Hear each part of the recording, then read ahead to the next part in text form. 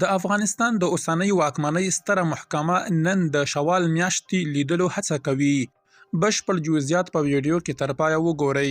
پاتمنو لیدونکو ستړي مشئ. د اوسنۍ افغان واکمنۍ د سترې محکمې د رویت هلال مرکزی کمیټې له خلکو غوښتي چې نن مازدیګر په خپلو سیمو کې د شوال میاشتې د لیدلو هڅه وکړي. د یادې ادارې په خبرپاڼه کې چې د چهارشنبې پر ورځ خپره شوې لیکل شوي که څوک میاشت وویني خپل معلومات دې له اړوندو محکمو او مسؤلو ادارو سره ګډ کړي.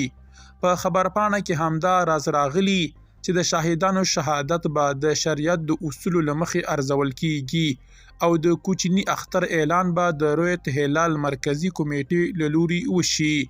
همدا راز د رویت هلال مرکزی کمیټې له خلکو غوښتي چې د میاشتې د لیدلو په اړه له ناسم او ناتایید شوو معلوماتو څخه ډډه وکړي او یوازې له رسمي چینلونو خپریدونکو اعلانونو ته پاملرنه وکړي څو د اختر د نیټې په اړه هر ډول ګډوډي او بې باوري رامنځته نشي.